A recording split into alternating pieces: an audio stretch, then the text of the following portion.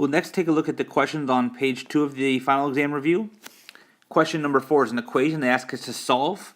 This is a basic linear equation to get the x by itself. You would first want to add 1 to both sides. That would give us negative 5x is equal to negative 20. We have one more step to get x by itself. We have to remove a multiplication by negative 5. And the opposite of multiplying by negative 5 would be to divide by negative 5. On the left-hand side, those cancel, so we get x equals negative 20 divided by negative 5 would be positive 4. Take a look at question 5. Here again, they ask us to solve for x. One of the ways that we talked about solving equations that have fractions in them is if you want to multiply both sides of the equation by the LCD. This time we only have one fraction whose denominator is 2. So what we're going to do is we're going to start off by multiplying both sides by 2. Whenever you do this, if it helps, you can think of the 2 as being over 1, especially when you're multiplying it to a fractional piece. The 2's will then cancel, so the multiplication by 2 will cancel with division by 2. So that'll leave us with 3 parentheses x minus 7 on the left-hand side. On the right-hand side, we can distribute the 2 into the parentheses. That'll give us 2x minus 12.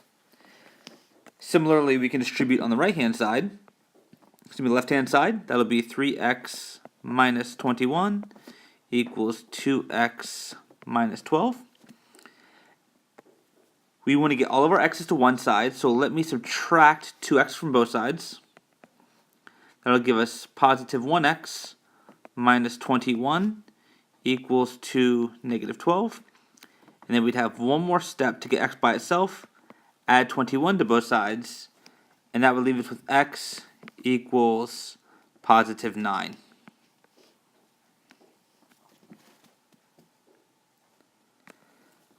Let's take a look at number 6. It's the same type of idea.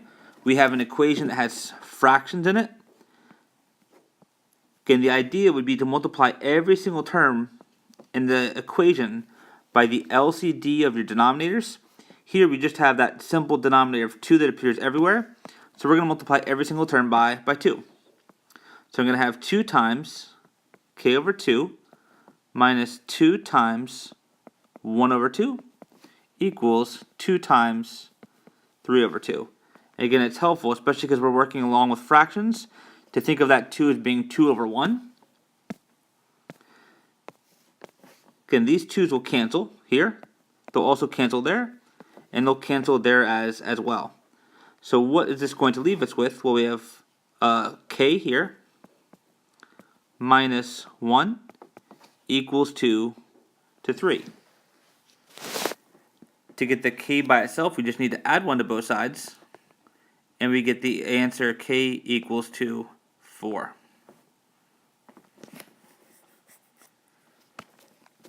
Take a look at question number 7. They ask us to solve. We would want to simplify each side first. On the left-hand side, we have a distribution. So the 2 comes straight down. The 3 gets distributed into the parentheses as 3x minus 15. The 4 will get distributed in. That'd be 4x minus 4. We have some like terms we can combine on the left-hand side.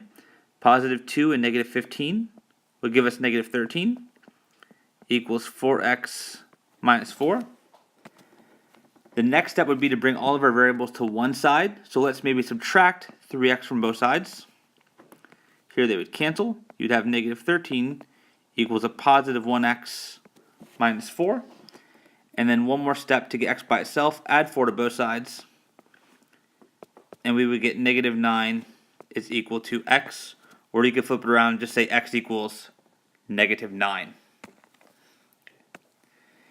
In question 8, they ask us to determine if the equation is an identity, a contradiction, if it has one real solution, or if it's none of the above. Generally, with a question of this type, you just want to go ahead and solve it and see what happens as you go through the solution. The first thing we would want to do is to simplify each side. And to begin, we want to get rid of those parentheses by distributing. So I have 8x plus, up here to become a positive 6 minus 3x equals, on the right hand side, 5 times x is 5x, 5 times 2 is 10, and the minus 4 comes straight down. The next step would be to go ahead and combine like terms on the left side. 8x minus 3x will give us 5x plus 6. On the right hand side, we can combine the constant terms. Positive 10 and negative 4 will give us positive 6. At this stage, some of you might be able to already identify what the correct answer would be.